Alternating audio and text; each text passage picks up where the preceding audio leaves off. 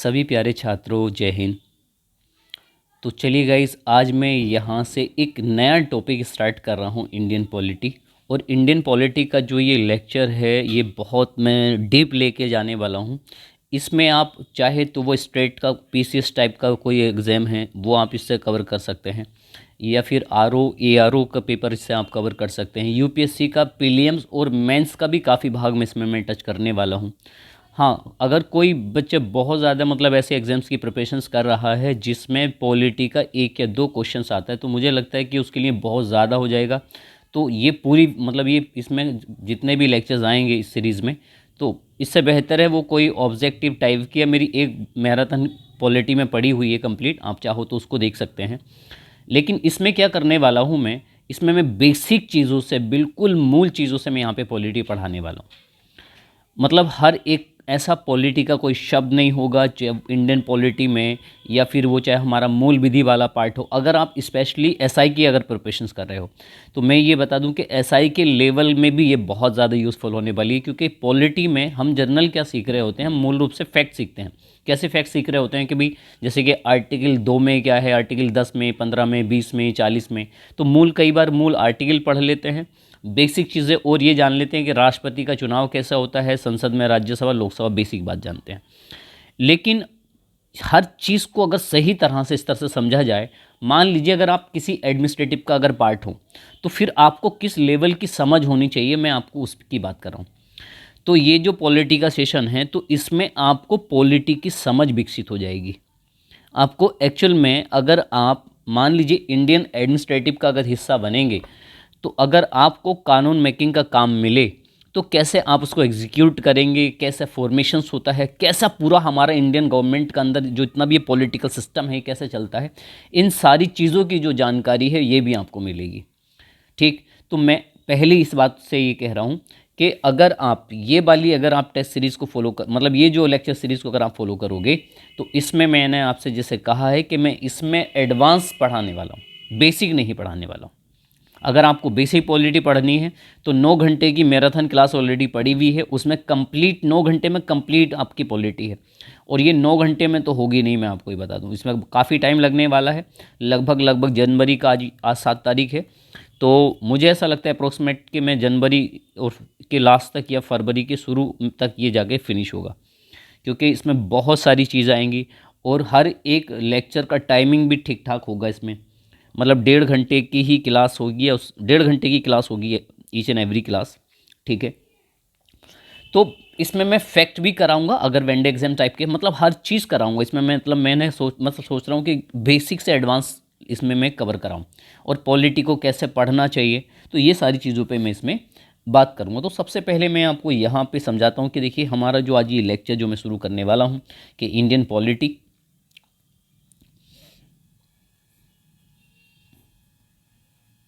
Indian,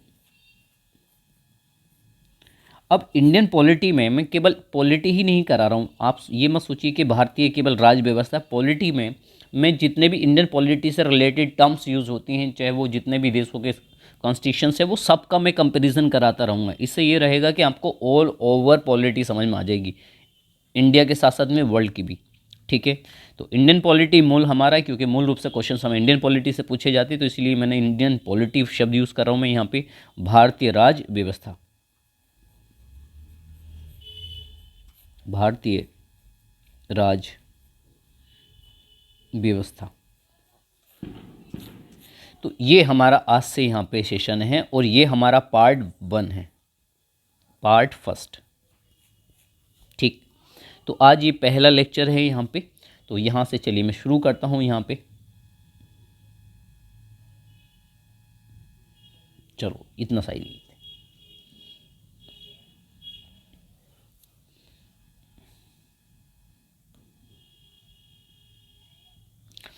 देखो, सबसे पहले मैं आपको बात कर रहा हूँ किसके बारे में, कॉन्स्टिट्यूशन। सबसे पहला बेसिक कुछ टर्मिनोलॉजी हैं जो यूज़ की जा सकती हैं, तो पहले इसका मीनिंग्स ही समझ लेते हैं।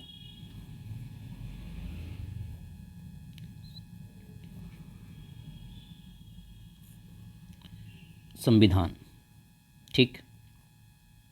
तो मैं बिल्कुल बेसिक से समझा रहा हूँ, हर चीज़ को मैं बहुत ही ब्रीफली समझाने वाला हूँ आपको, ठीक है। तो सबसे पहले हम संविधान का मीनिंग सीखने वाले हैं,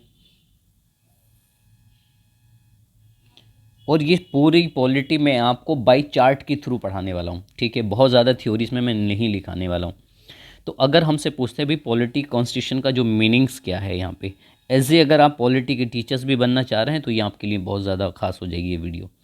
तो अगर हमसे पूछा जाए इसका मीनिंग्स क्या है, यानी कि जो कॉन्स्टिट्यूशन जो वर्ड यूज़ किया गया है कॉन्स्टिट्यूशन, और ये बाइलिंगुअल होगी हिंदी प्लस इंग्लिश दोनों में। कॉन्स्टिट्यूशन को हिंदी में पता ही है संविधान कहते हैं, राइट। तो संविधान जो कॉन्स्टिट्यूशन जो वर्ड है ना इंग्लिश का, एक्चुअल में ये एक लैटिन वर्ड है। ये कैसा है सर? ये है एक लैटिन वर्ड। एक बात सर, ये लैटिन क्या है तो मैं आपको बता दूं, जैसे हिंदी में हम पढ़ते हैं ना तत्सम और तद्भव, उदाहरण के तौर पे प्राचीन टाइम पे अग्नि शब्द यूज़ करते थे हम, क्योंकि ये तत्सम था, ठीक। लेकिन आज हम अग्नि की जगह आग बोलते हैं, पहले नेत्र कहते थे, आज हम आँख बोलते हैं।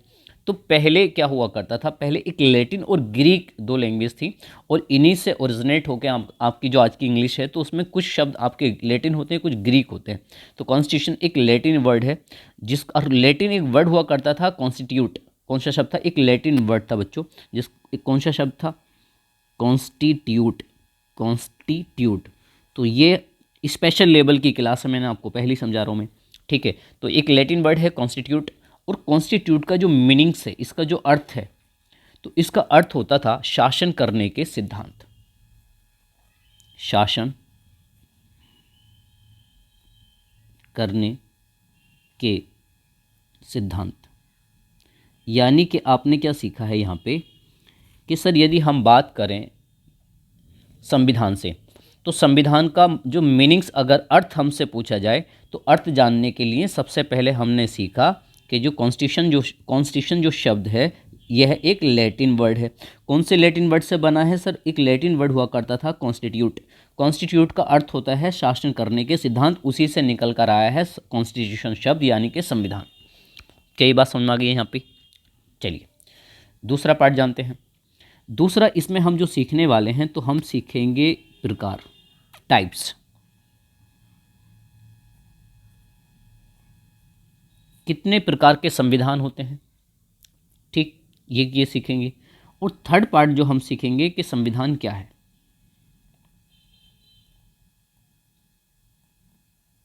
संविधान क्या है? तो पहले मैं आपको टाइप समझा देता हूं, देन उसके बाद में हम किस पे बात करेंगे, संविधान क्या है। देखो, अगर मैं बात करूं टाइप्स पे, तो मान लो जो मैं इसको, ये पूरा मैं चार्ट के थ्रू ही समझाने वाला हूं, इसीलिए मैंने आपसे पहले ही कह रहा हूं, ठीक है। चलो तो पहला चार्ट पार्ट हम देखते हैं इसका, फर्स्ट पार्ट। देखो जो, तो संविधान कितने प्रकार के हो सकते हैं, तो संविधान से लिखित भी हो सकता है, अलिखित भी हो सकता है। तो पहले तो मैं इस पे बात कर लेता हूँ, यानी कि एक कॉन्स्टिट्यूशन कौन सा हो सकता है सर? रिटन हो सकता है, ठीक है। रिटन मतलब है लिखित। तो एक तो लिखित संविधान हो सकता है। अगर लिखित संविधान के उदाहरणों की यदि मैं बात करूं, तो ईजी का मतलब है उदाहरण। तो भाई अगर लिखित संविधान कहाँ का है, तो सबसे पहले तो हमारे देश का ही है, भारत का संविधान लिखित है। सर अमेरिका का जो संविधान है, यूएसए का, तो अमेरिका का संविधान भी लिखित रूप में है। तो और यहाँ से ये बेसिक बात हो गई। तो एक क्वेश्चन आ सकता है फैक्चुअल में, एक फैक्ट में यहाँ पे आपको बता देता हूँ। तो फैक्ट ये है कि विश्व का सबसे पुराना लिखित संविधान कौन सा है, ये फैक्ट पूछा जाता है। तो विश्व का सबसे पुराना लिखित संविधान, तो विश्व का सबसे पुराना जो लिखित संविधान है, तो वो यूएसए का है, यानी कि अमेरिका का, यूएसए का है। एक तथ्य तो ये हो जाता है यहाँ पे। इसी से रिलेटेड एक तथ्य और आपको ध्यान में रखना है। देखो उसी को वापस एक और तथ्य मैं यहाँ पे बता देता हूँ। अगर आपसे आ जाए कि लिखित संविधान की अवधारणा, यानी कि विश्व का सबसे पुराना लिखित संविधान अमेरिका का है। लिखने का अगर पूछा जाए कि प्रयास किस देश ने किया था, अगर आपसे क्या पूछा जाए अगर आपसे पूछा जाता है प्रयास, लिखने का प्रयास कौन से देश ने किया था सबसे पहले, तो वो किया था फ्रांस ने। कौन से देश ने, यानी कि क्वेश्चंस कैसा आया हुआ था, प्रश्न यह था कि लिखित संविधान की अवधारणा का जन्म किस देश को माना जाता है, किस देश में सबसे पहले लिखित संविधान की अवधारणा का जन्म हुआ। यानी कि सबसे पहले देश फ्रांस से चाहता था कि एक हमारा संविधान लिखित होना चाहिए, लेकिन फ्रांस लिख नहीं पाया, उससे पहले अमेरिका ने अपना देश का संविधान लिख लिया। और अमेरिका का संविधान कब बना, जैसे मान लो कि अमेरिका का संविधान बना था 1789 में, ठीक है। और फ्रांस कब की घटना थी ये वाली कि फ्रांस लिखने का प्रयास कर रहा था, तो 1761 की बात थी वो, 1761 में। इसीलिए लिखने का जो पहला प्रयास किया था फ्रांस ने, लेकिन दुनिया में पहला संविधान लिखकर तैयार किसका हो गया था, अमेरिका का। कब बना था, 1789 में। क्या ये बात समझ में आ गई यहाँ पे। एक तथ्य तो हमारा ये हुआ। दूसरे तथ्य की ओर चलते हैं। तो लिखित संविधान हमें समझ में आया। सर ये भी हो सकता है कि दुनिया में क्या है बच्चों, अलिखित संविधान है। दूसरा आपका नॉन रिटन है, अलिखित समझ लीजिए।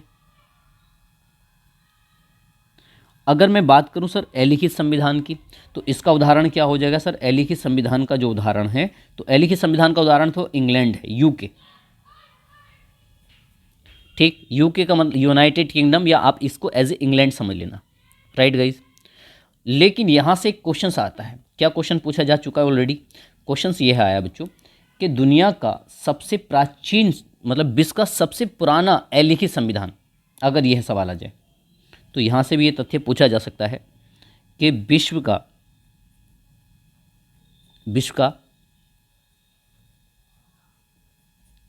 सबसे पुराना संविधान। अब ये केवल संविधान है, इसमें इन्होंने लिखित या अलिखित वर्ड अगर ना दिया, तो विश्व का सबसे पुराना संविधान, या फिर ऐसा मान सकते हैं कि सभी देशों के संविधान की जननी, सभी देशों के संविधान की जननी। तो सभी देशों के संविधान की जननी किस देश के संविधान को माना जाता है, ये क्वेश्चन पूछा जाता है। तो किसको माना जाता है, तो इंग्लैंड के संविधान को माना जाता है, यानी कि यूके के संविधान को, यूके के संविधान को माना जाता है। क्यों माना जाता है, क्योंकि एक घटना यहाँ पे मैं आपको बता देता हूँ, ये कर लेते। पहली बार फर्स्ट टाइम जो संविधान बनाने का प्रयास किया गया था ना इंग्लैंड में, यूके में जो प्रयास किया गया था संविधान बनाने का, तो ये 1215 में किया गया था। मैग्ना कार्टा के नाम से ब्रिटेन की जनता को कुछ कानूनी अधिकार दिए गए थे, ठीक है। यानी कि अगर क्वेश्चन आ जाए कि पहली बार मूल अधिकार भी किस देश में कहाँ दिए गए हैं, तो इंग्लैंड की जनता को देने की बात हुई थी। क्या ये बात समझेंगे यहाँ पे। तो एक तो आपने सीख लिया सर लिखित संविधान, और एक सीखा अलिखित संविधान, राइट।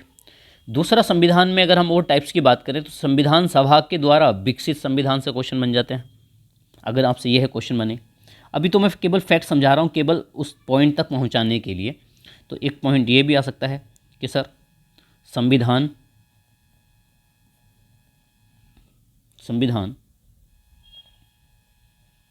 सभा के द्वारा, संविधान सभा के द्वारा विकसित प्रथम संविधान किस देश का है, ये अगर आपसे पूछा जाए, संविधान सभा के द्वारा विकसित प्रथम संविधान,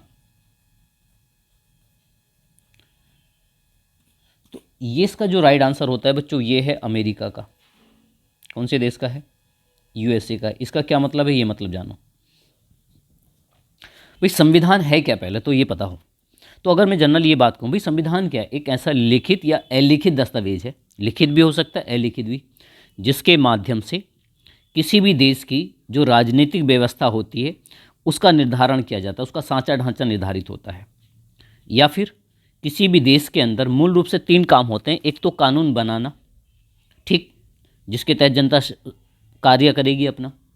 दूसरा ये है उस कानून को लागू करना, या फिर व्यक्तियों के जो आपसी विवाद हैं उनको निपटाने के लिए न्यायपालिका होनी चाहिए। तो इसका मतलब है कानून बनाने के लिए जो संस्था होती है उसको हम विधायिका कहते हैं, जो कानून को लागू करती है उसको हम कार्यपालिका कहते हैं, जो न्याय करती है, लोगों के विवादों को सोल्व करती है, उसको हम न्यायपालिका बोलते हैं। लाइक दैट इज़, ठीक है। तो जर्नली क्या है, अब ये सारी चीज़ें तो हो गई, एक आपका संविधान के अंग हो गए। लेकिन संविधान है क्या? जैसे अगर मैं आपसे कहूँ भी भारत का जो संविधान है उसके अंदर 395 अनुच्छेद हैं, ठीक, 22 भाग हैं। पहले मूल रूप से 8 अनुसूचियाँ थी, प्रेजेंट में 12 अनुसूचियाँ हैं। तो हमारा जो संविधान है, तो संविधान किसने लिखा है? तो प्रथम अगर एक नॉर्मल सिंगल व्यक्ति का नाम आता है तो अंबेडकर का नाम आता है। लेकिन मैं यहाँ पर ये बात कर रहा हूँ, केवल अंबेडकर ने संविधान नहीं लिखा है। संविधान के बनाने में जो योगदान रहा है वो एक संविधान सभा का रहा था। उस सभा में लगभग 400 लोग थे, 389। भारत अगर केबल स्पेशल जब भारत पाकिस्तान का विभाजन हो जाता तो भारत में 299 थे। वो हम आगे पढ़ेंगे टेक्निकलिटी, बिल्कुल एग्जैक्ट फैक्ट क्या है।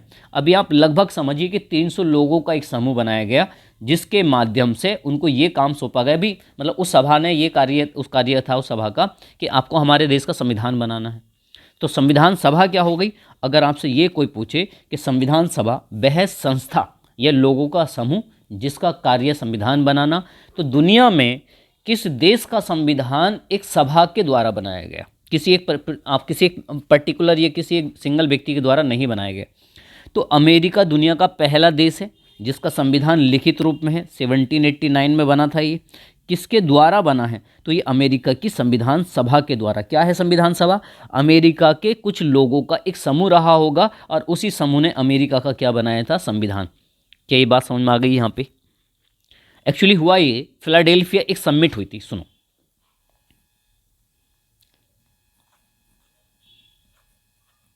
फिलाडेल्फिया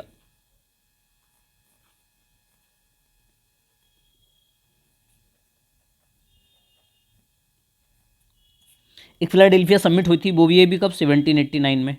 और इसी फिलाडेल्फिया समिट के माध्यम से अमेरिका का क्या बनाया गया था? संविधान बनाया गया था।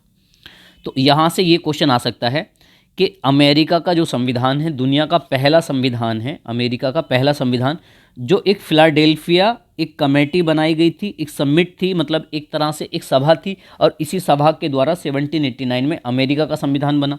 जैसे मान लो अगर मैं एक और उदाहरण ले लेता हूँ भारत का, ठीक। तो भारत का जो संविधान है, भारत का संविधान, तो हमारे देश का जो संविधान है, ठीक है, तो भारत का संविधान भी संविधान सभा के द्वारा बनाया गया। तो भारत का संविधान कैबिनेट मिशन प्लान के तहत, भारत का संविधान कैबिनेट मिशन प्लान, ये हिंदी और इंग्लिश दोनों में सेम ही आता है, कैबिनेट मिशन प्लान। और ये कब आया था? 1946 में। तो भारत का जो संविधान है वो कैबिनेट मिशन प्लान के तहत संविधान सभा द्वारा बनाया गया, संविधान सभा द्वारा बना। तो एक बात आपने यहाँ पे यह सीखी कि सर संविधान के हम जनरली बेसिक पे बात कर रहे हैं, तो एक तो संविधान कैसा हो सकता है? सर संविधान लिखित हो सकता है, और विश्व में सबसे पुराना लिखित संविधान अमेरिका का है, जबकि लिखने का पहला प्रयास किया था फ्रांस ने। दूसरा सर संविधान अलिखित भी हो सकता है। अलिखित संविधान का उदाहरण क्या है? इंग्लैंड है, यूनाइटेड किंगडम है। और विश्व का सबसे पुराना या सभी देशों के संविधान की जननी भी इंग्लैंड के संविधान को ही माना जाता है, क्योंकि इंग्लैंड में पहली बार 1215 में ब्रिटेन की जनता या इंग्लैंड की जनता को कुछ संविधान के तहत अधिकार देने की बात कही गई थी। इसीलिए सभी देशों के संविधान की जननी किसको मान लेते हैं? इंग्लैंड के संविधान को। दूसरा पॉइंट, उसके बाद में भाई संविधान सभा के द्वारा कौन सा संविधान बना है? तो संविधान सभा के द्वारा अगर संविधान बना है तो दुनिया में पहला संविधान सभा के द्वारा संविधान बनने वाला देश कौन सा है? अमेरिका का है। एक फिलाडेल्फिया एक समिट, एक बैठक हुई थी। फिलाडेल्फिया जगह है यूएसए की, तो उसमें क्या है? एक समिट, एक बैठक हुई 1789 में, और उसी के तहत में क्या किया गया? वहाँ का संविधान बनाया गया। भारत की यदि बात करें तो सर भारत का जो संविधान है इसके लिए एक कैबिनेट मिशन प्लान आया था 1946 में, जिसने क्या किया? एक संविधान सभा बनाई, और इसी संविधान सभा के द्वारा भारत का संविधान बना, जिसको बनाने में 2 साल 11 महीने 18 दिन लगे। आपने ऐसा कुछ पढ़ा होगा कि 2 साल 11 महीने 18 दिन में हमारे देश का संविधान बना। समझ में आ गया यहाँ पे? तो ये आप अभी बेसिक बात समझ पा रहे हो। और संविधान के प्रकार में कैसा कैसा संविधान हो सकता है, तो एक तो लिखित हो सकता है, अलिखित हो सकता है, संविधान सभा के द्वारा बना हुआ हो सकता है, राइट। उसके बाद में एक संविधान, हम कई बार कहते हैं कि संविधान कैसा है, कठोर है। कैसा बोलते हैं हम, कठोर। कठोर के लिए एक शब्द आता है, इसको भी याद रखिएगा, अनम्य बढ़ा सकता है, हार्ड, ठीक है, ये बढ़ा सकता है। तो कठोर संविधान हो सकता है। अब कठोर संविधान किसे कहते हैं पहले ही जान लो। तो कठोर संविधान का मतलब होता है ऐसा संविधान जिसमें संशोधन करना कठिन हो, यानी कि ऐसा संविधान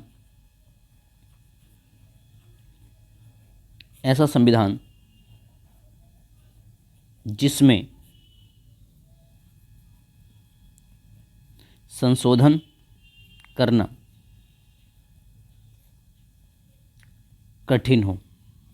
मतलब ऐसे नहीं कि आसानी से मान लो संविधान में संशोधन का मतलब है संविधान में परिवर्तन, संशोधन का मतलब है परिवर्तन। तो मैंने कहा कि भाई कठोर संविधान किसको कहते हैं, कि ऐसा संविधान जिसमें संशोधन करना कैसा है, कठिन है। ऐसे नहीं कि मान लो किसी व्यक्ति ने कहा यार ये प्रावधान सही नहीं है, बोले ठीक है हटाओ, इस तरह से नहीं कर सकते आप। तो कठोर या अनम्यता का मतलब होता है, अनम्यता बढ़ा सकता है। तो इसका मतलब है ऐसा संविधान जिसमें संशोधन करना आसान नहीं है। और दुनिया का सबसे कठोर जो संविधान माना जाता है, सबसे कठोर, तो सबसे कठोर है अमेरिका का संविधान। अमेरिका के संविधान में संशोधन करना आसान नहीं है, बहुत बड़ी प्रोसेस लगती है, बहुत लंबा टाइम लगता है। समझ में आ गया यहाँ पे। दूसरा एक और शब्द आता है कभी कभी, तो ये शब्द आता है, मान लो लचीला, वर्ड आप जानते होंगे, लचीला शब्द आ सकता है। और लचीला के लिए शब्द आ सकता है नम्य। क्या शब्द आ सकता है, नम्य। तो लचीला या नम्य, तो ऐसा संविधान, वह संविधान जिसमें संशोधन करना क्या हो, आसान हो, इजी हो। तो अगर मैं ये बात कहूँ भाई लचीला संविधान किसे कहते हैं, कि एक तरह से ये कह सकते हैं भाई ऐसा संविधान, कि ऐसा संविधान जिसमें संशोधन करना कैसा हो, संशोधन करना इजी हो, आसान हो, ठीक, आसान हो, उसको कहा जाता है किसका। अब इसका क्या उदाहरण है, यदि अगर दुनिया में अगर पूछा जाए सबसे लचीला संविधान कौन से देश का है, सबसे लचीला तो इंग्लैंड का है, क्योंकि लिखित रूप में है ही नहीं, तो यहाँ पे फ्लेक्सिबिलिटी ज़्यादा है, कभी भी कोई से प्रावधान को वो चेंज कर लेते हैं अपने ही, ठीक। सेम कानून, सेम दो अपराधों में वो अलग अलग सज़ा दे सकते हैं। इसका मतलब है कि दुनिया में सबसे ज़्यादा किस देश के संविधान में संशोधन करना कठिन है, तो सर अमेरिका के संविधान में संशोधन करना कठिन है, जबकि इंग्लैंड के संविधान में संशोधन करना आसान है, क्योंकि लिखित है ही नहीं, तो वहाँ के जो प्रावधान है उनको तो कभी भी बदला जा सकता है। क्या ये बात समझ में यहाँ पे। तो दो तरह के संविधान हो गए। अगर आपसे पूछा जाए कि भारत क्या है, तो भारत में इन दोनों का मिश्रण है, भारत में इन दोनों का मिश्रण देखने को मिलता है। इसीलिए कहा जाता है कि जो भारत का संविधान है, भारत का संविधान, तो भारत का संविधान आंशिक रूप से, भारत का संविधान आंशिक मतलब थोड़ा, आंशिक रूप से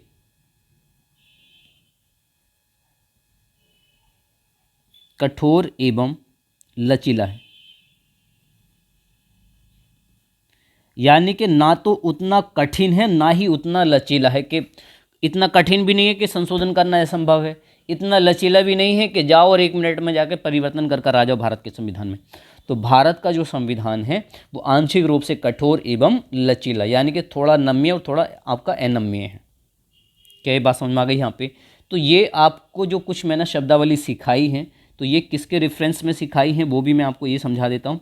तो हमने यहाँ से क्या क्या चीज़ें सीखी कि सर सबसे पहले हमने सीख लिया कि भारत का मतलब जो संविधान शब्द है, इसकी उत्पत्ति लैटिन भाषा के कॉन्स्टिट्यूट शब्द से हुई है, जिसका मतलब होता है शासन करना। एक बात तो ये सीखी। दूसरा, हम संविधान के प्रकारों की यदि बात करें तो सर दुनिया में संविधान कैसे हो सकते हैं? सर एक तो लिखित संविधान हो सकता है, अलिखित संविधान हो सकता है, संविधान सभा के द्वारा बनाया गया संविधान भी हो सकता है। फिर दूसरा, कठोर और लचीला, नम्य और अनम्य होता है। कठोर का मतलब है ऐसा संविधान जिसमें संशोधन करना आसान नहीं हो, बहुत कठिन हो, एक लंबी प्रोसीजर लगती है, कई समय बहुत लंबा टाइम लगता है। और लचीला मतलब है कि जिसमें संशोधन करना बहुत आसान है। और भारत में कैसा संविधान है? तो भारत का संविधान आंशिक रूप से कठोर एवं लचीला है। क्या ये बात समझ में आ गई यहाँ पे? चलिए, तो हमारे जनरली मूल रूप से कितने तथ्य हो गए हैं? तो हमने संविधान का अर्थ भी सीख लिया है बच्चों, प्रकार भी सीख लिए हैं। अब हम सीखते हैं कि संविधान क्या होता है। ठीक, तो अगला हमारे पास में नेक्स्ट पॉइंट है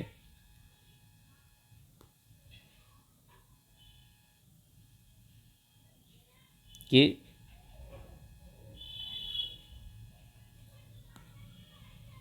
संविधान क्या है, अगर हमसे ये क्वेश्चन पूछा जाए। सबसे पहले मैं इस पे बात करता हूँ।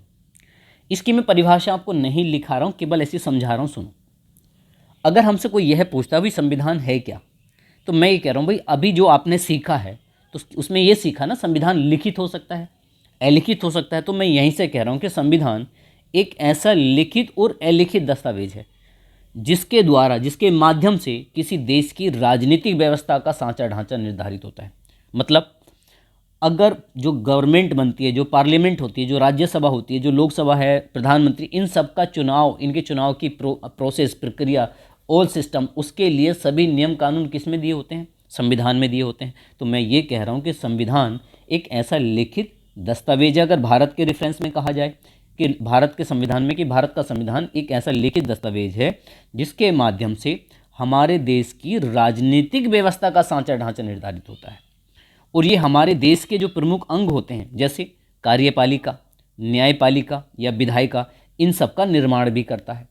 और इसी के द्वारा हमारा जो संविधान है, इसी के द्वारा हमारे देश की जनता शासित होती है। क्या ये बात समझ में आ गई यहाँ पे? अगर आपसे पूछा जाए कि संविधान के कार्य क्या क्या होते हैं, तो सर संविधान के पहला अगर मैं कार्य की बात करूँ, ठीक, तो पहला कार्य तो ये है कि यह किसी भी राष्ट्र के दर्शन और विचारधारा को दर्शाता है। दूसरा, वहाँ पे जो मूलभूत कानून है उसकी अभिव्यक्ति कैसी है। दूसरा, वहाँ की सरकार के स्तर, उसकी संरचना कैसी है। तो ये सारे कार्य कौन करता है? ये सारे कार्य करता है उस देश का संविधान। क्या ये बात समझ में आ गई? ठीक, तो संविधान क्या है और क्या इसका कार्य है, ये भी मैंने आपको समझा दिया है।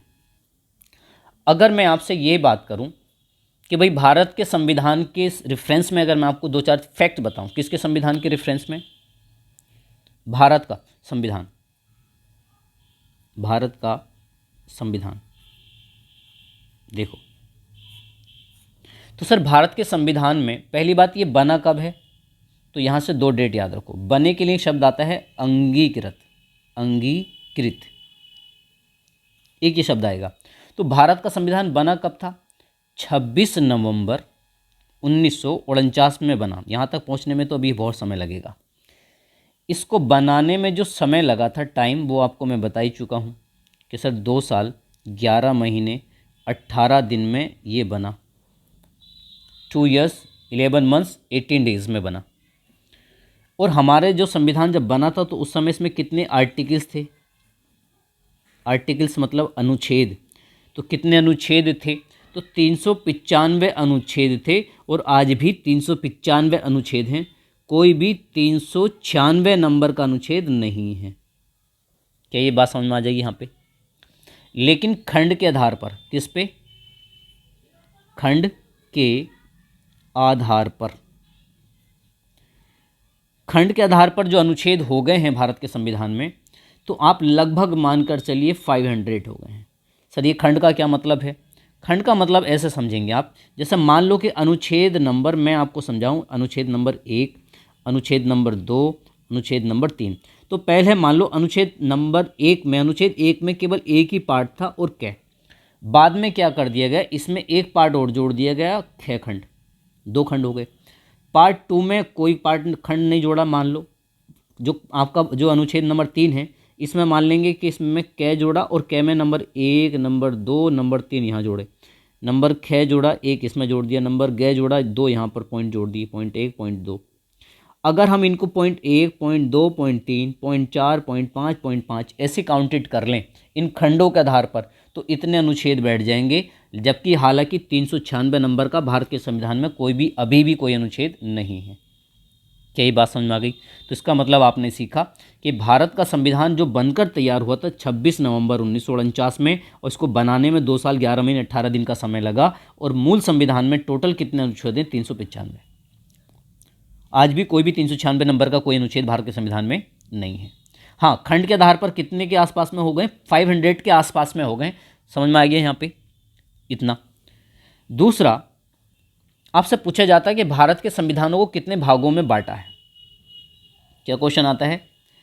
कितने भागों में बांटा है। तो भाग अगर पूछा जाए तो भारत के संविधान में 22 भाग थे।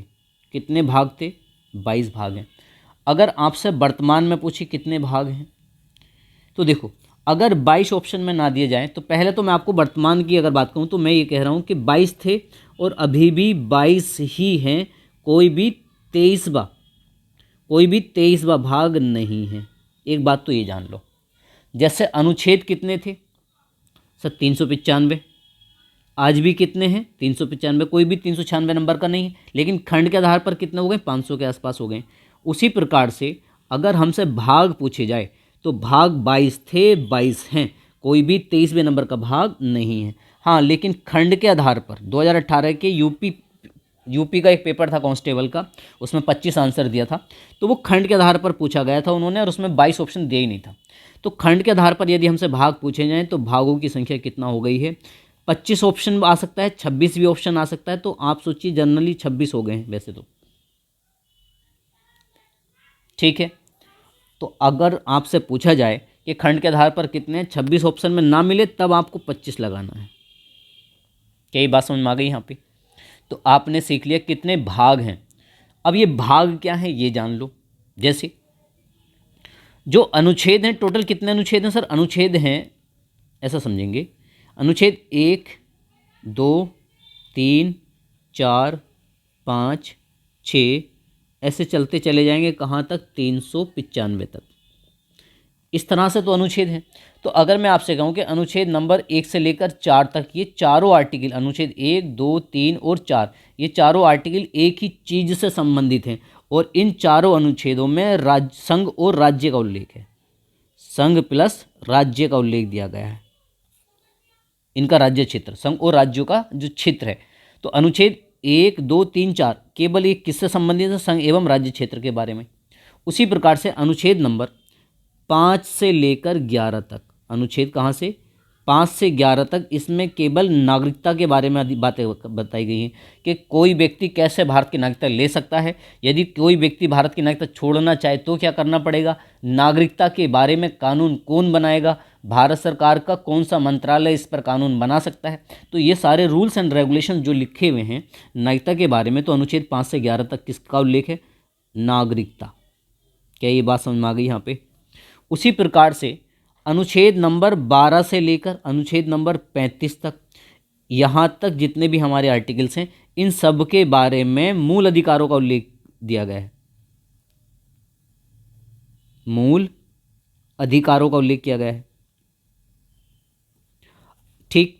तो इसका मतलब है कि इसको नाम दे दिया भाग 1, इसको नाम दे दिया भाग नंबर 2, इसको नंबर दे दिया भाग नंबर 3। तो क्या आपको भाग समझ में आ गए? भाग क्या है? एक्चुअली भाग मतलब है एक तरह के लेसन या चैप्टर, या फिर आपका कौन से अनुच्छेद किसी पर्टिकुलर चीज़ों से रिलेटेड हैं तो उनको भाग का नाम दे दिया है।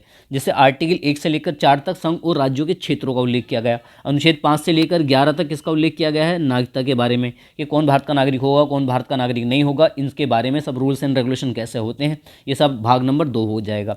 अनुच्छेद 12 से लेकर 35 के बीच में मूल अधिकारों का उल्लेख किया गया है, तो इसका नाम रख ये हो गया भाग नंबर 3, और नाम रख दिया मूल अधिकार, ऐसी। तो ये हो गए इस तरह से हमारे भाग। क्या ये बात समझ में आ गई यहाँ पे? अब ये आपने सीखा बेसिक बातें, अभी भी ये सब क्या है? ये बेसिक बातें सीख पा रहे हैं आप। तो मैं ये कह रहा हूँ कि अब यहाँ तक पहुँचने के लिए पहले अब आपको फाउंडेशन से मैं सिखाना चाहूँगा, क्योंकि अब एक परिभाषा जब मैंने आपको ये बताई थी कि संविधान है क्या, तो संविधान मैंने आपको बताया था कि ऐसा लिखित दस्तावेज जिसके माध्यम से हमारा देश या राज्य की प्रशासनिक व्यवस्था का सांचा ढांचा निर्धारित होता है और हमारे देश की जनता इसी के द्वारा शासित होती है।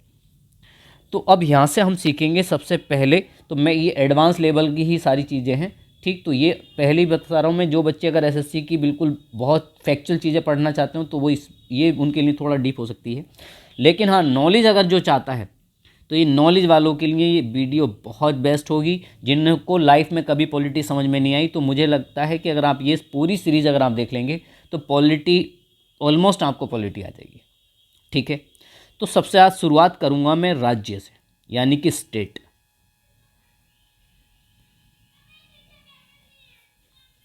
यहाँ से आज हमारा सेशन स्टार्ट है। तो पहली तो यही है कि सर राज्य किसे कहते हैं। देखो बच्चों, जनरली अगर हम देखें, अगर प्राथमिक अवधारणा जनरली क्या होता है कि हम राज्य जो शब्द है इसका प्रयोग जनरली किसके रूप में करते हैं, तो विभिन्न जितने भी प्रांत हैं, जैसे कि उत्तर प्रदेश हो गया, दिल्ली हो गया, हम इनको इंडिकेट करने के लिए हम प्रांत या स्टेट शब्द का प्रयोग करते हैं। लेकिन अगर हम इसका वास्तविक अर्थ जानें तो इसका जो वास्तविक अर्थ होता है तो ये किसी प्रांत से ना होकर किसी समाज की राजनीतिक संरचना से होता है। क्योंकि जो राज्य जो शब्द है ना, ये एक अमूर्त है, अब्स्ट्रैक्ट है।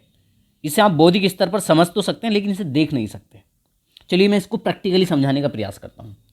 यहाँ से क्वेश्चन डायरेक्ट पूछे जाएंगे और लास्ट ईयर में यूपीएससी के प्रीलिम्स में भी क्वेश्चन आया था, यहाँ से आप जाकर चेक कर सकते हैं, ठीक। तो अगर हमसे कोई पूछे सर राज्य किसे कहते हैं, ठीक है, तो अगर मैं राज्यों के बारे में बात करूं तो राज्यों की परिभाषा निकल कर आएगी कंपोजिशन से। तो इसका मैं बताता हूं कंपोजिशन यानी कि इसका संगठन। यहां से समझते हैं। देखो, किसी भी राज्य का होने के लिए 4 शर्तें हैं। कितनी शर्त हैं सर? 4 शर्त हैं। अब इन चारों शर्तों को मैं एक एक करके एक्सप्लेन करता हूं।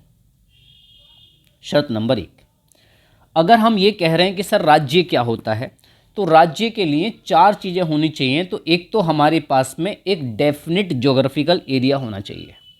तो मैं यहाँ पे लिखता हूँ एक डेफिनिट एरिया हमारे पास होना चाहिए। हिंदी में यदि बात करूँ, निश्चित भूभाग हो, निश्चित भूभाग। अगर हमारे पास में निश्चित भूभाग होगा तभी हम कहेंगे कि भाई ये क्या है, राज्य है। इसको कैसे समझेंगे, तो आप ऐसे समझो, जैसे मान लो इंडिया है ना, भारत, तो भारत का अपना एक पर्टिकुलर क्या है, एक ज्योग्राफिकल एरिया है भारत का, राइट। भारत का कितना क्षेत्रफल है? अगर मैं भारत के क्षेत्रफल की बात करूं तो सर आप जानते होंगे कि 32,87,263 वर्ग किलोमीटर, ये भारत का इतना क्षेत्रफल है। 63 की जगह कभी कभी यहाँ पे 40 भी हो सकता है, ठीक है। तो 32,87,240 या 63 वर्ग किलोमीटर, इतना भारत का क्षेत्रफल है। हम इसकी उत्तर से लेकर दक्षिण की दूरी यदि देखें तो 3214 किलोमीटर है। यदि मैं पूरब से लेकर, अगर इसका पश्चिम से लेकर अगर पूरब इसकी बात करूं तो कितना हो जाता है, ये 2933 किलोमीटर हो जाता है। इसका मतलब ये है, और समुद्रों में भी, कहाँ पे, समुद्र का जो लेवल होता है तो उसमें भी लगभग 12 नॉटिकल मील, कहाँ तक, 12 नॉटिकल मील, 12 नॉटिकल मील। ये नॉटिकल मील क्या होता है? समुद्र में दूरी नॉटिकल मील से मापी जाती है और 1 नॉटिकल मील बराबर होता है लगभग 1800 मीटर का। तो इतना भारत का ये पूरा एक एरिया है कंप्लीट, क्या एक निश्चित भूभाग है। तो मैंने ये समझाना चाह रहा हूँ, अगर हमसे कोई पूछे कि राज्य किसे कहते हैं, तो राज्य उसे कहेंगे जिसका एक निश्चित भूभाग होगा। पहला पिलर तो ये हुआ। दूसरा तथ्य क्या आता है, इस निश्चित भूभाग में रहने वाली, निवास करने के लिए हमारे पास में होनी चाहिए पॉपुलेशन, यानी कि जनसंख्या। पॉपुलेशन यानी कि जनसंख्या होनी चाहिए। मतलब अगर मैं बात करूं यहीं पे इस पिलर पे, तो सर अगर हमारा जो ये निश्चित जो डेफिनिट भाग है ना, तो यहाँ पर निवास करने के लिए क्या होनी चाहिए सर? यहाँ पे निवास करने के लिए हमारे पास में जनसंख्या होनी चाहिए। क्या भारत में जनसंख्या है? सर भारत की जो जनसंख्या है लगभग 140 करोड़ के आसपास में हो चुकी है, चाइना के जस्ट पास में। ठीक, तो मतलब राज्य की परिभाषा चल रही है। कोई पूछे राज्य किसे कहते हैं, तो आप कहेंगे हम उसको राज्य कहेंगे जिसका एक निश्चित भूभाग होगा, प्लस उस निश्चित भूभाग में निवास करने के लिए क्या होनी चाहिए, एक जनसंख्या होनी चाहिए, तब हम कहेंगे कि यह राज्य है। दो पिलर हो गए। अगर पिलर नंबर थर्ड की मैं बात करूं, तो थर्ड पिलर में हमारे लिए जो चाहिए बच्चों, वो होनी चाहिए गवर्नमेंट। क्या होनी चाहिए हमारे पास में, एक गवर्नमेंट होनी चाहिए। गवर्नमेंट यानी कि एक सरकार हो। क्या ये बात समझ में यहाँ पे? सरकार किस लिए होनी चाहिए? सरकार इसलिए होनी चाहिए क्योंकि अगर सरकार होगी तभी तो वो क्या करेगी, इस जनसंख्या पर करेगी शासन। क्या करेगी यहां पर वो, शासन, टू गवर्न, टू गवर्न, शासन करेगी। ठीक है, तीन पिलर हो गए। पिलर नंबर अगर मैं 4 की आपसे बात करूं, तो 4 पिलर में क्या होना चाहिए कि वो जो आपकी गवर्नमेंट है, ये जो गवर्नमेंट है, वो गवर्नमेंट कैसी होनी चाहिए, वो इस पे आधारित आपका चौथा तत्व आता है। तो वो गवर्नमेंट होनी चाहिए, सोवर्निटी होनी चाहिए। गवर्नमेंट कैसी, सोवर्निटी गवर्नमेंट होनी चाहिए। सोवर्निटी, सोवर्निटी को हिंदी में हम बोलते हैं इसको संप्रभुता या प्रभुता, संप्रभुता या फिर प्रभुता। चलो ये दो शब्द आ सकते हैं। इसका क्या मतलब है सुन लीजिए। पहले मैं आपको ये समझाता हूँ कि सोवर्निटी क्या होती है, देन उसके बाद में हम सारी ओवरऑल चीज़ों को समझेंगे। देखो बच्चों, एक्चुअल में संप्रभुता का जो मतलब होता है, वो मतलब अगर जानेंगे तो इसका अगर अर्थ हमसे कोई मीनिंग्स पूछे तो इसका अर्थ होता है freedom of decision making. Freedom of decision making, यानी कि एक तरह से मैं ये कह सकता हूँ कि जो निर्णय, डिसीजन, निर्णय लेने की आज़ादी होनी चाहिए, स्वतंत्रता होनी चाहिए। निर्णय लेने की स्वतंत्रता। अब ये कैसे निर्णय लेने की स्वतंत्रता की बात हो रही है यहाँ पे, तो मैं ये कह रहा हूँ, सुनो, जैसे चाहे कोई भी मैटर, चाहे वो आपका इंटरनल हो, इंटरनल मैटर हो, या फिर कोई आपका एक्सटर्नल मैटर हो, एक्सटर्नल मैटर हो, कैसा भी मैटर हो, यानी कि आंतरिक मामला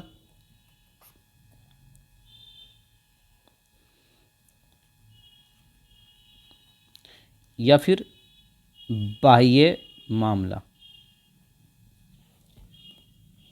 इसकी क्या कहानी, अब इस कहानी को मैं पूरा एक साथ में जोड़कर आपको एक्सप्लेन करता हूं, समझो। ऐसे समझेंगे यहां पे, अगर आप इसको देख पा रहे हो। कोई सर हमसे पूछे सर राज्य किसे कहते हैं, तो हम उसको क्या एक्सप्लेन करने वाले हैं, तो हम ये बताएंगे सर राज्य किसे कहेंगे, हम उसको राज्य कहेंगे कि जिसका एक निश्चित भूभाग हो, यानी कि राज्य के लिए क्या होना चाहिए, एक निश्चित भूभाग होना चाहिए, एक निश्चित भूभाग, भूभाग एक तत्व तो ये हुआ। अब दूसरा क्या होनी चाहिए, उस निश्चित भूभाग में निवास करने के लिए हमारे पास में क्या होनी चाहिए, जनसंख्या होनी चाहिए। दूसरा तत्व भी आया। तीसरा हमारे पास क्या होनी चाहिए, सरकार होनी चाहिए। चौथा पॉइंट क्या निकल कर आएगा, संप्रभुता होनी चाहिए, संप्रभुता। इसका क्या मतलब हुआ, सुनो अब जान लेंगे। सर राज्य तभी तो कहेंगे भाई जिसका एक निश्चित, एक कंप्लीट क्या होना चाहिए, एक डेफिनेट एरिया होना चाहिए। फिर उस निश्चित भूभाग में निवास करने के लिए क्या होनी चाहिए, जनसंख्या होनी चाहिए। फिर उस जनसंख्या पर शासन करने के लिए, उस जनसंख्या पे शासन करने के लिए क्या होनी चाहिए, एक गवर्नमेंट। और गवर्नमेंट कैसी होनी चाहिए, तो वो गवर्नमेंट होनी चाहिए सोवर्निटी गवर्नमेंट। सोवर्निटी मतलब ऐसी सरकार जो अपने देश के आंतरिक मामलों में या अपने देश के बाह्य मामलों में निर्णय लेने में स्वतंत्र हो। ऐसा ना हो कि कोई भी सरकार वो अपने आंतरिक दबावों की वजह से निर्णय ले रही हो या उस पर किसी बाह्य शक्ति का उस पर दबाव हो। उदाहरण के तौर पे मान लो हमने पढ़ा है, जैसे कि मैं ये समझा दूँ उदाहरण के तौर पे कि मान लेते हैं कि भाई ये हो गया हमारा जम्मू कश्मीर, ठीक है। जम्मू कश्मीर को पहले क्या दिया गया था, एक स्पेशल राज्य का दर्जा दिया गया था और आर्टिकल कौन सा था, आर्टिकल 370 के तहत। आर्टिकल 370 प्लस धारा 35, जो अनुच्छेद 35A या धारा 35A, ये दो आपने सुना होगा। इनमें क्या प्रावधान दिया गया था, इसमें यह प्रावधान दिया गया था कि हम जम्मू कश्मीर में केवल उसका बाह्य मामले देख सकते हैं, एक्सटर्नल अफेयर्स हम देख सकते हैं, कम्युनिकेशन संचार मामले हमारे पास में थे और आर्मी और सेना का मामला था। बाकी जम्मू कश्मीर के बारे में सभी तरह के कानून बनाने का अधिकार किसके पास था, जम्मू कश्मीर के, ठीक। अब क्वेश्चन सुनिए, तो क्वेश्चन यह था क्या अनुच्छेद 370, क्या आर्टिकल 370 को जब भारत सरकार ने हटाया तो क्या भारत सरकार को इसको हटाने का, तो ये आंतरिक मामला है हमारे देश का, तो आंतरिक मामले पर भी किसी तरह का कोई दबाव ना हो, क्योंकि निर्णय कैसा होना चाहिए, स्वतंत्र निर्णय होना चाहिए। या फिर उदाहरण के तौर पर आप ऐसा समझ लीजिए, क्या भारत सरकार को ऐसा करना था कि हम आर्टिकल 370 हटाने पहले अमेरिका से पूछना चाहिए या यूएनओ से पूछना चाहिए। तो अल्टीमेट आपने सीखा कि राज्य किसे कहेंगे, तो सर राज्य कहेंगे एक ऐसे, मतलब राज्य के लिए 4 चीज़ों का होना कंपलसरी है। एक निश्चित भूभाग, निश्चित भूभाग में निवास करने के लिए जनसंख्या, और उस जनसंख्या पर शासन करने के लिए होनी चाहिए गवर्नमेंट, और गवर्नमेंट कैसी होनी चाहिए, सोवरेनिटी। यदि ये चारों चीज़ें अगर होंगी तब कहा जाएगा वो राज्य है, अदरवाइज नहीं। उदाहरण के तौर पे अगर अब मैं आपसे एक कथन, ये क्वेश्चन पूछूं, सपोज दैट, उदाहरण के तौर पे मान लो मेरा क्वेश्चन आपसे यह है कि क्या भारत एक राज्य है, क्या भारत एक राज्य है, ये कथन है। तो क्या यह कथन सही है कि गलत है, बस आपको बताना है यस और नो। ये हम मान लो हमारे पास में ऑप्शन है, तो मुझे बताइए कि भारत, क्या भारत एक राज्य है, तो राज्य के लिए क्या क्या होना था, सर राज्य के लिए एक निश्चित भूभाग, तो क्या भारत का निश्चित भूभाग है कि नहीं, हाँ सर भारत का निश्चित भूभाग है। दूसरा, राज्य के लिए होनी चाहिए जनसंख्या, क्या भारत में जनसंख्या है, हाँ सर भारत में जनसंख्या भी है, भारत में सर निश्चित भूभाग भी है, जनसंख्या भी है। क्या भारत में गवर्नमेंट है, तो अगर हम भारत में गवर्नमेंट की बात करेंगे तो सर मोदी सरकार है, एनडीए की गवर्नमेंट है, ठीक। इसका मतलब आपको समझ में आया कि सर उसके पास में निश्चित भूभाग भी हो गया, जनसंख्या भी हो गई, गवर्नमेंट भी। क्या भारत सरकार एक संप्रभु सरकार है, हाँ सर भारत, वर्तमान में जो भारत की सरकार है वो कैसी है, संप्रभु सरकार है। इसका मतलब वर्तमान में भारत एक राज्य है, और यह कथन कैसा है, सही है। तो इसका मतलब इस पर कौन सी टिक लगेगी, ये वाली। चलिए इस चीज़ को आप ऐसे समझो, देखो इसका मतलब ये सीखा आपने कि भारत एक राज्य है, और ये जो कथन है ये कैसा है सर, ये कथन तो सही है। समझ में आ गया यहाँ पे, ये कथन तो ठीक है। लेकिन बच्चों हमारा जो संविधान है, ठीक है, लेकिन अनुच्छेद 1 में भारत को राज्यों का संघ,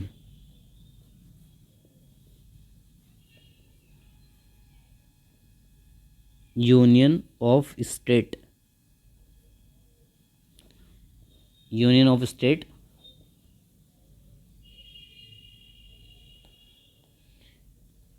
तो यूनियन ऑफ स्टेट कहा गया है, कहा गया है। यहाँ तक ये पूरी बात हमारी, एक बात तो ये कवर हो गई।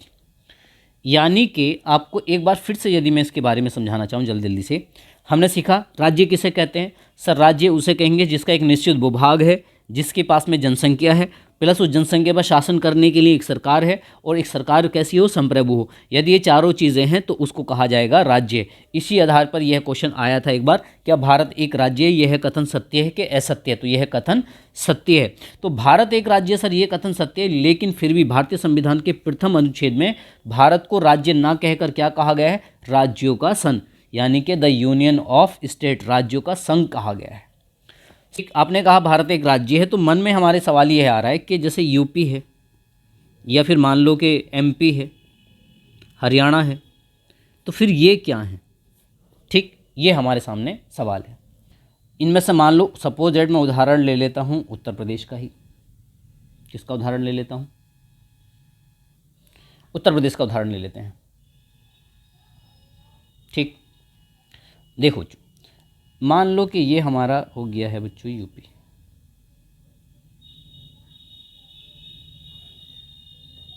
ठीक है, ये है हमारा, ये यूपी है। तो आप मुझे बताइए क्या यूपी में तो राज्य होने के लिए कितनी चीज़ें चाहिए? सर राज्यों के लिए हमें 4 चीज़ें चाहिए। राज्य के लिए कितनी चीज़ें चाहिए? 4। एक क्या चाहिए? एक निश्चित भूभाग होना चाहिए। एक निश्चित भूभाग होना चाहिए। दूसरा क्या होनी चाहिए? सर जनसंख्या होनी चाहिए। तीसरा हमें क्या होनी चाहिए? सरकार होनी चाहिए। चौथा क्या होना चाहिए कि सरकार कैसी होनी चाहिए? संप्रभुता होनी चाहिए। संप्रभुता होनी चाहिए। ये 4 चीज़ें चाहिए राज्य होने के लिए। ठीक है, अब मुझे आप इन पे अगर मैं इंप्लीमेंट करता हूँ तो देखो, क्या यूपी का निश्चित भूभाग है? हाँ सर, यूपी का अगर क्षेत्रफल की यदि मैं बात करूँ तो 240,928 वर्ग किलोमीटर है यूपी का क्षेत्रफल। अगर मैं ऐसे भी अगर इसकी बात करूँ, पूरब से अगर पश्चिम इसकी दूरी की बात करूँगा तो ये लगभग कितना है? यहाँ से 650 से इतना, कितना 650 किलोमीटर है। और यदि मैं इसकी इस तरह से अगर बात करूँ लाइक दैट इज़, तो ये कितना है? 240 किलोमीटर। ठीक, चलिए, इसका मतलब है यूपी का एक निश्चित क्षेत्रफल तो है। तो पहला पिलर तो सर ठीक है, राज्य होने की शर्त बात चल रही है। क्या यूपी में गवर्नमेंट है? हाँ सर, यूपी में सर गवर्नमेंट है, योगी सरकार है। इसका मतलब समझ में आया। अच्छा, अभी जनसंख्या, तो सर यूपी में जनसंख्या, हाँ सर, अगर यूपी में जनसंख्या की अगर आप बात करेंगे तो सर यूपी में जनसंख्या भी है। कितनी जनसंख्या? सर 22 करोड़ के आसपास में है। ठीक, तो इसका मतलब है कि सर जनसंख्या भी हो गई, सरकार योगी सरकार हो गई है। ये 3 पिलर तो सर ठीक हो गए यहाँ तक। अब सुनिए, चौथा पिलर आता है सोवरेनिटी, संप्रभुता। संप्रभुता का मतलब क्या था? संप्रभुता का मतलब था फ्रीडम ऑफ डिसीजन मेकिंग, यानी कि निर्णय लेने की स्वतंत्रता। क्या ये बात समझ में आ गई यहाँ पे? अब आपने सीख लिया कि सर आपने क्या क्या सीखा कि निश्चित भूभाग भी हो गया, जनसंख्या भी होगी, सरकार है। क्या सरकार संप्रभुता है? संप्रभुता का तो मतलब ये था कि ये जो सरकार होगी, जो निर्णय लेगी, वो निर्णय कैसे होने चाहिए? उसके स्वतंत्र होने चाहिए। लेकिन बच्चों, जो राज्य सरकारें होती हैं वो राज्य सरकारें संप्रभुता नहीं होती। क्यों संप्रभु नहीं है? क्योंकि राज्य सरकार पूरी तरह से अपने निर्णय लेने में स्वतंत्र नहीं है। वो पूरी तरह से निर्णय लेने में स्वतंत्र नहीं है, क्योंकि राज्य सरकारों के बहुत सारे मामलों में डिसीजन कौन लेता है? केंद्र सरकार लेती है। और बाह्य शक्तियों के आधार पर तो राज्य सरकारों के पास पावर होती ही नहीं है। जबकि हालांकि अगर हम क्षेत्रफल देखें तो सर यूपी का निश्चित भूभाग भी है, यूपी में जनसंख्या भी है। 2011 की अगर जनगणना के तहत अगर मैं बताना चाहूँगा तो 1998 12,341 समथिंग इतना थी, कि 1998 12,341 इतनी जनसंख्या थी उस टाइम पे। लेकिन अब बढ़कर लगभग 22 करोड़ के आसपास पहुंच गई होगी। ठीक है, तो जनसंख्या भी है सर, गवर्नमेंट भी है योगी सरकार, लेकिन सरकार संप्रभु नहीं है। इसीलिए जो आपका यूपी है, एमपी है, या फिर जो आपका हरियाणा है सर, ये राज्य नहीं है। सर जब ये राज्य नहीं है तो फिर ये क्या है? तो बच्चों ये प्रांत हैं, प्रांत या इकाई।